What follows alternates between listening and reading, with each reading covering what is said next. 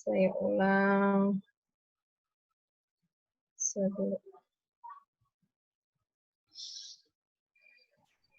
Oke, kita bahas latihan soal 16-13 bagian A. Kita mulai dari jurnal transaksinya. Ya, untuk tahun 2017, jurnal yang pertama pada tanggal 2 Januari 2017 gitu ya. Perusahaan membeli obligasi PT Angkasa Pura I dengan tujuan held for collection and selling HFCS, diketahui nilai par 100 juta, kupon 9%, jatuh tempo 4 tahun, bunga dibayar setiap 31 Desember dengan yield 9%. Obligasi ini perusahaan tidak menggunakan fair value option. Berarti dia kita perlakukan sebagai fair value TPL, ya, FVTPL. Sehingga jurnalnya karena dia dibeli ini pada nilai par ya, berarti ya, bunga kupon dengan yield-nya sama, 9%. Berarti dibeli seharga parnya, seharga nilai nominalnya. Tanggal 2 Januari kita buat jurnal debt investment. Ya, untuk mempermudah identifikasi, tambahkan nama investinya. Ya, debt investment untuk Angkasa Pura pada cash sebesar 100.000. Ya. Kemudian jurnal yang kedua, membeli 40 lot saham PGAS dengan harga 2.100 per saham dan 50 lot saham NVCX dengan harga 2.650 per saham. Tujuan keduanya tidak untuk diperdagangkan dan pengaruhnya tidak signifikan. Ya. Untuk saham PGAS, perusahaan memilih fair value OC, berarti ini non-trading ya. Non-trading, untuk PGAS dia fair value OC. Kemudian untuk NFCX, non-trading FVTPL. Ya. Itu perlakuan akuntansi untuk kedua jenis investment ini. Kemudian jurnalnya, satu lot saham itu keterangannya 100 lembar saham ya. Kita debit, kita akui equity investment sebesar cost-nya masing-masing PGAS 40 lot kali 100 lembar saham kali harga per sahamnya 2.100. Jadi equity investment untuk PGAS debit 8.400.000.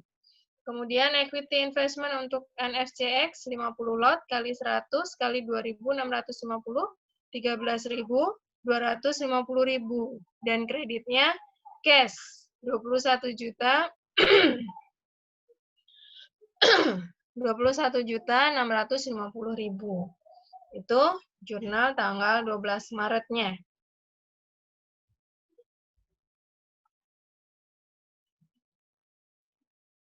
Oke, kita lanjutkan. Tanggal 22 Mei menerima dividen kas dari PGAS sebesar 500 per saham. PGAS tadi apa? Non-trading fair value OC ya. Penerimaan dividen kita catat cash pada dividen revenue sebesar 500 per saham dikalikan total lembar saham yang dimiliki atas investasi ini. Tadi 50 kali 105.000 ya. Jadi, benar nggak? Oh, salah. 4.000 ya, 4.000. Jadi 4.000 kali 500, 2 juta. Kemudian tanggal 30 Desember, membeli obligasi PT Indomobil. Berarti ini debt investment ya, dengan par value 500 juta pada harga 101 dengan tujuan trading. Trading investment kita akui sebesar FVTPL. Ya. Berarti debt investment kita debit sebesar harga belinya 101% kali 500 juta, 505 juta pada cash sebesar 505 juta.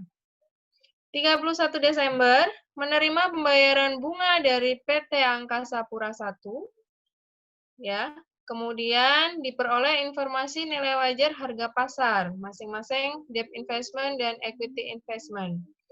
Obligasi Angkasa Pura, yang pertama, jurnal pertama, berarti kita nanti di sini tanggal 31 Desember, yang pertama kita buat jurnal penerimaan bunga dari PT Angkasa Pura, cash pada interest revenue, 9 juta, yaitu 9% kali 100 juta.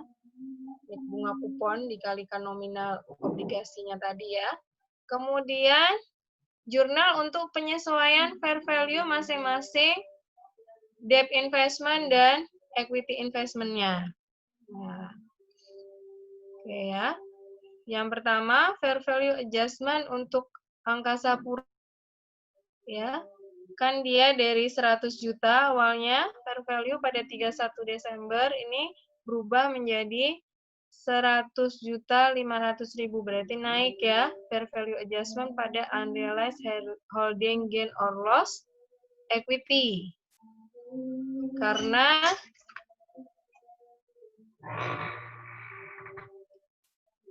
untuk saya lupa tadi ya. Angkasa Pura itu tidak menggunakan fair value option.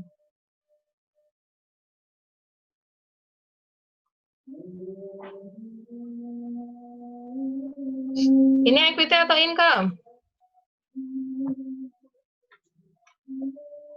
Ayo, silakan yang berpendapat. Equity atau income nih? Tadi Angkasa Pura itu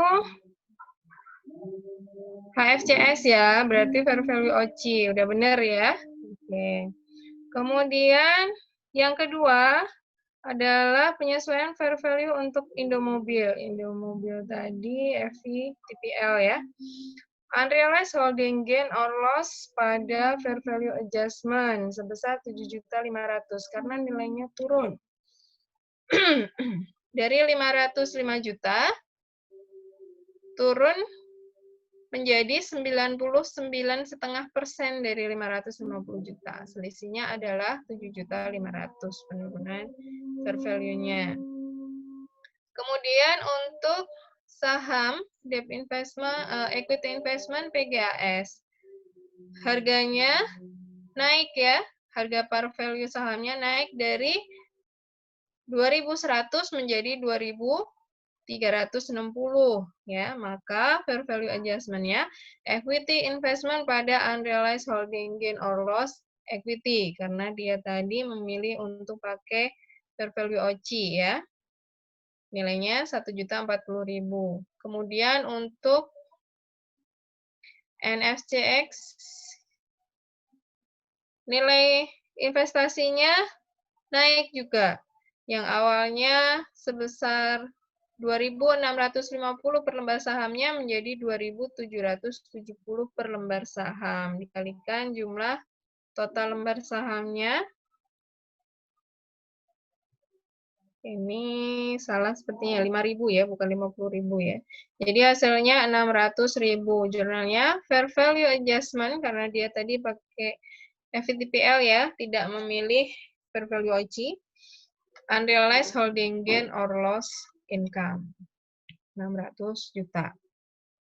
Selanjutnya, ini jurnal tahun 2018-nya. Membeli obligasi PT Cemara dengan tujuan held for collection and selling, fair value OCI ya. Diketahui nilai par obligasi 200 juta, kupon bunga kupon 8%, jatuh tempo 5 tahun, bunga dibayar setiap tanggal 31 Desember dengan yield 9%. Untuk obligasi ini perusahaan menggunakan fair value option. Pakai fair value option berarti FVTPL. Ingat nanti ya, dia diakui pada fair value through profit or loss. Kita hitung dulu berapa fair value-nya saat dibeli. Inilah harga belinya ya, dengan mempresent value-kan nominal dan tingkat suku bunganya. Pada yield 9% dengan tempo 5 tahun.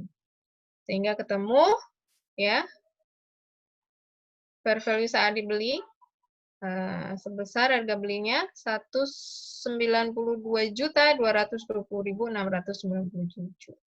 Kita catat debt investment PT Cemara pada cash sebesar 192.220.697. Oke, pelan-pelan ya sambil dipahami. Berikutnya, tanggal 4 Januari, perusahaan menjual seluruh obligasi PT Indomobil dengan harga 102. Berarti tadi nominal obligasinya ke 500 juta. Kalau dijual 102%, maka terjual pada harga 510 juta. Kan? Kita buat jurnalnya, cash 510 juta, karena ini titik setelah fair value adjustment ya, dan dia adalah tadi Indomobil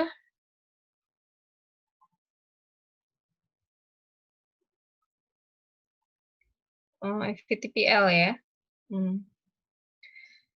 Ya, maka kita buat jurnal penjualannya, cash debit sebesar harga jual 510 juta, debt investment-nya kita kredit sebesar carrying value-nya 505 juta. Kemudian selisih antara cash yang diterima dengan carrying value dari investasinya, kita akui ada gain atas penjualan investasi ini sebesar 5 juta. Kemudian, karena investasi ini habis terjual, tidak ada lagi, maka saat itu juga kita bisa membuat adjustment untuk menutup fair value adjustment dari Indomobilnya. Atau bisa juga ini tidak dilakukan, nanti di akhir gitu ya. Karena ini dilakukan karena udah tidak ada lagi jenis investasi ini. Asumsinya begitu. Kalau ini nggak dibuat sekarang, boleh Bu? Boleh. Nanti ketika akhir penyesuaian ya, tapi harus ingat gitu kan. Ya, kalau mau dibuat, tadi fair value adjustment untuk Indomobil kan 7.500.000 di sisi kredit ya. Ini dari jurnal pada tanggal 31 Desember, kan? Fair value adjustment-nya di sisi kredit 7.500.000. Saat dijual, kita tutup ke return earning sebesar 7.500.000. Karena dia jenisnya fair value. Lanjut, tanggal 30-nya menjual seluruh obligasi PT Angkasa Pura I plus accrual interest dengan total harga 105. Nah, ini nih agak bingung ya. Jadi ada dua. Ini kalau bahasanya kayak begini, kira-kira accrual interest-nya udah masuk total harga ini atau belum? Saya kemarin ngerjainnya udah termasuk. Kenapa? Kalau saya kemarin ngerjainnya sudah termasuk. Jadinya cash-nya totalnya 105 ya. Kalau termasuk, berarti di sini 5 juta. 105. Ya, kalau dari bahasanya sepertinya lebih tepat kalau dia udah termasuk 105 juta.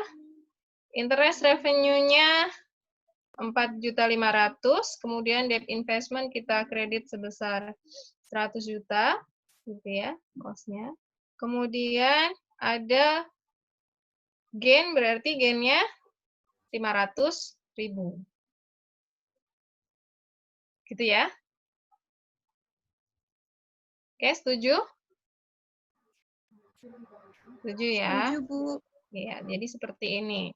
Kemudian kita tutup saldo fair value adjustment angkasa pura satunya juga.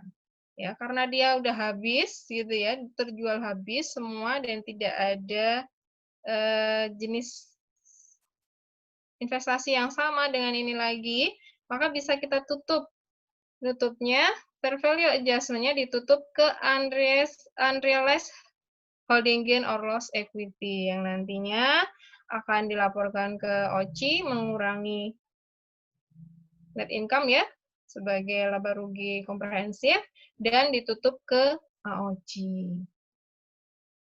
Itu untuk debt investment fair value OCI. Ya. Ini ketika sudah habis terjual investasinya, maka fair value adjustment-nya kita tutup ke unrealized holding gain or loss equity-nya. Nah, ini tadi ada beberapa yang langsung di bypass. Jadi nutupnya bukan ke unrealized holding gain or loss equity, tapi langsung ke AOCI-nya. Kalau kayak gitu gimana, Bu? Boleh atau enggak? Ya, artinya kalau kita langsung tutup ke AOCI, nanti dia tidak muncul di laporan komprehensif laba rugi. Ya, atas pengurangan ini. Jadi untuk menunjukkan proses recyclingnya, baiknya ditutupnya ke unrealized holding gain or loss equity. Paham ya? Baik, kita lanjut. Ya, tanggal 1 September menjual 10 lot saham PGHS dengan harga 2.770 per saham. Nah, karena dia tadi equity investment dengan fair value OCI, gitu ya, pada titik penjualan ini kita sesuaikan dulu nilai investasinya supaya sebesar harga pasar. Nilai wajarnya ini, harga jualnya ini ya. Kita sesuaikan dengan jurnal equity investment pada unrealized holding gain or loss equity untuk porsi yang terjual saja. Jadi 1.000 lembar, 10 kali 100 ya, dikali selisih 2.770 dengan harga fair value terakhir 2.360. Bisa dipahami hasilnya 410.000. Baru jurnal penjualannya, cash pada equity investment 2.770. Nah, lanjut. Yang terakhir ini sepertinya ya. Jurnal yang terakhir. 31 Desember 2008 menerima pembayaran bunga dari PT Cemara termasuk mencatat amortisasi. Gitu ya, amortisasinya. Dan ada penyesuaian fair value untuk debt investment dan equity investment yang dimiliki oleh perusahaan. Oke, yang pertama adalah jurnal amortisasi dan penerimaan bunga. Cash yang diterima 16.000, kemudian debt investment-nya sebesar amortisasi yaitu yield dikalikan dengan CA-nya 1.299.863 ya. Kemudian maaf salah kan saya. Ini harusnya yang atas ya. Ibu salah kasih keterangan ini. Cash yang diterima 8%. 8% dikali 200.000. Ini kupon ya, kupon dikali nominal. Kemudian interest revenue, yield dikalikan dengan carrying value, carrying amount. Selisih antara cash yang diterima dengan interest revenue adalah nilai amortisasi. Diskonnya. Oke, setelah itu, setelah ketemu amortisasi carrying value-nya dibandingkan dengan fair value-nya 103 dikali 200, hasilnya 206 juta ya fair value-nya, maka ada penyesuaian untuk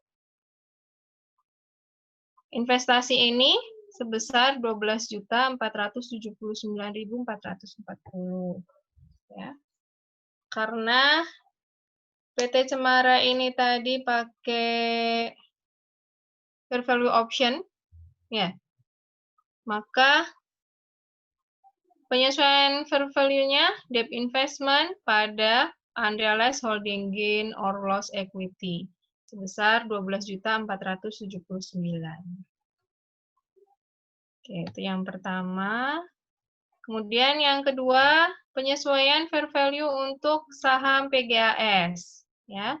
Perhitungannya, current value-nya kalau kita hitung dari awal cost sekian, kemudian ada penambahan fair value, penyesuaian yang pertama sekian, kemudian penyesuaian saat dijual dan dikurangi jumlah yang terjual sehingga carrying value untuk saham PGAS ini sebesar 7.080.000. Kemudian fair value-nya 2.300 dikalikan sisa lembar saham yang masih dipegang, 3.000 lembar, yaitu 6.900.000. Sehingga kita bisa mengakui adanya kerugian ya sebesar 180 dengan jurnal unrealized holding gain or loss equity pada equity investment 180.000.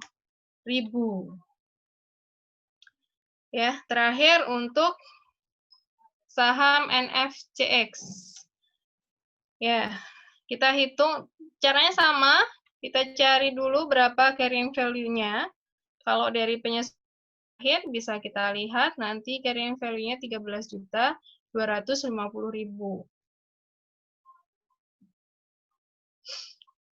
Ya. Kemudian fair value-nya 5.000 lembar, yang tersisa dikalikan harga per lembar sahamnya saat ini 13 juta, sehingga ada penurunan nilai yang mengakui kerugian sebesar 250.000 untuk tahun tersebut. Hati-hati karena ada saldo fair value adjustment sebelumnya sebesar 600.000, ya. Maka penyesuaian tanggal ini adalah sebesar 850.000 di sisi kredit. Sehingga jurnalnya unrealized holding gain or loss income pada fair value adjustment. Ya, 850.000. Oke, demikian itu jurnalnya. Kemudian dari jurnal yang sudah tertera tadi, sudah kita catat, kita rangkum berapa nilai debt dan equity investment masing-masing yang nantinya dilaporkan dalam SOFP. Yang pertama, debt investment per 31 Desember 2018 masih ada saldo obligasi dari PT Cemara senilai 206 juta. Kemudian saham PGAS sebesar 6.900.000 besar nilai wajarnya ya. Kemudian saham NFCX tadi 13 juta sehingga total equity investment-nya 19.900.000. Oke, itu tadi untuk pembahasan latihan 16-13, nanti insya Allah file pembahasannya saya upload di GCR. Oke, ada yang ditanyakan mungkin? Sebelum kita lanjut. Bu, izin nanya, Bu. Ya. Tadi yang jurnal tanggal 4 Januari itu ketika di fair adjustment ditutup, kenapa ditutupnya dengan detail earning ya, Bu? Apakah tidak boleh menggunakan unrealized holding gain or loss income, Bu? Sebentar. Tanggal berapa tadi? 4 Januari 2018. 4 Januari 2018. 17. Sorry. 31. Oh ya. 4 Januari 2018 yang obligasi PT Indomobil tadi ya. Karena PT Indomobil itu tadi apa jenisnya? Jenis investasinya apa, Nak? Ingatkan Ibu. Trading. Trading, Bu. Trading. Trading. Evi? TPL ya.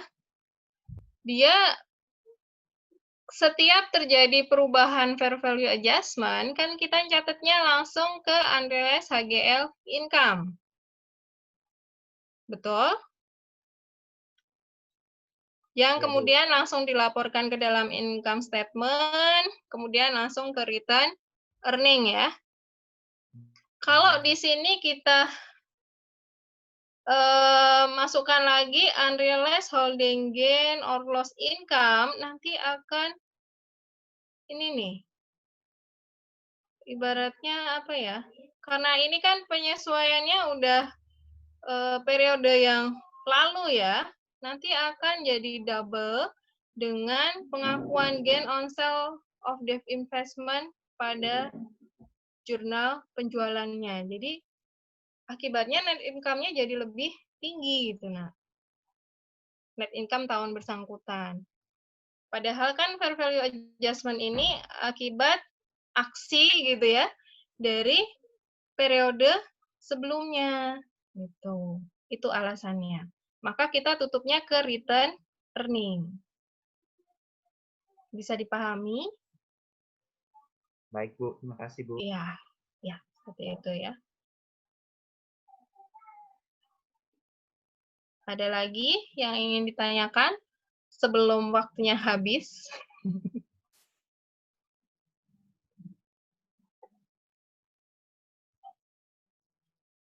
Oh, ada yang belum saya update dari tadi. Maaf ya, Aina ya. Ibu nggak nge.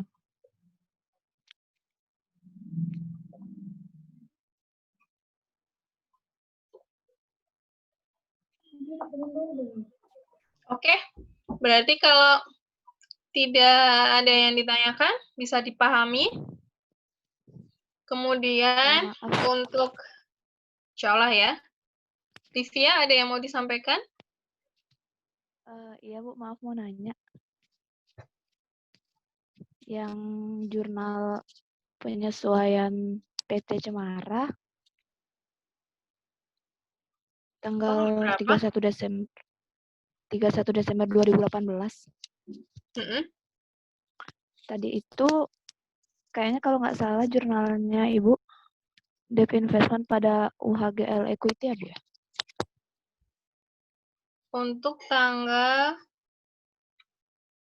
Cemara. Yang mana ya, Dek? 31 Desember 2018. Iya, Bu. Iya. Iya, Bu. Jurnal Ibu debt investment pada unrealized holding gain or loss equity. Iya. Itu bukannya dia ini ya Bu, yang PT Cemara itu kan dia HFCS, lalu dia menggunakan fair value option, bukannya jadinya dia ke fair value profit and loss Bu ya? Jadi ke UHGL income. Oh iya. Berarti income ya? Saya kira. Oh iya, maaf. Ya betul. Terima kasih sudah diingatkan. Untuk obligasi Cemara, jadi mana sih pengakuannya? Ini ya. Dia HFCS tapi menggunakan fair value option. Oh ya. Berarti perlakuannya FV TPL ya. Sehingga adjustment-nya di sini bukan unrealized holding gain or loss equity tapi income. Oke. Ya, terima kasih sudah diingatkan. Ada lagi? Sama-sama Ibu.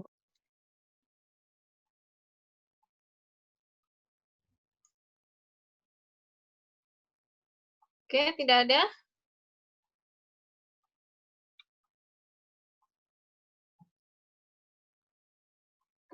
Baik, kalau tidak ada lagi, berarti saya anggap selesai untuk chapter investment ini. Ya.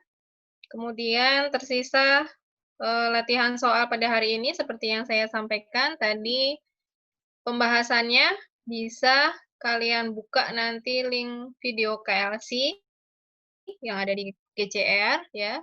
Nanti diikutin. Kemudian jangan lupa jawaban latihan soal tetap dikumpulkan. Ya, maksimal hari ini sebelum ganti hari menjadi tanggal 11 ya. Oke, kemudian apa lagi ya? Pesan saya, jaga kesehatan. Pekan depan kita udah memasuki pekan UTS ya. Teman-teman tetap jaga kesehatan, jaga semangatnya, ya, semangat belajarnya. Semoga semuanya sukses nanti mendapatkan yang terbaik saat UTS. Nilai yang terbaik, insya Allah, ya. Amin. Makasih, Bu. Amin. Ya. Makasih, Bu. Oke, mungkin itu saja untuk pertemuan kita hari ini. Masih ada tersisa untuk latihan mandiri, itu opsional. Bagi yang mau mengerjakan akan mendapat poin nilai lebih nanti dari saya, tapi yang tidak mengerjakan juga tidak apa-apa. Ya, latihan mandiri itu problem 17.6 sama 9. Saya agak lupa. Iya, problem 17.6 dan 17.9 dari Kisop. Ya, itu sekali lagi opsional, boleh dikerjakan. Jawabannya kirim ke melalui GCR nanti ya. Kirim melalui GCR maksimal seminggu setelah perkuliahan kita ini, berarti hari Rabu pekan depan ya, untuk latihan mandirinya.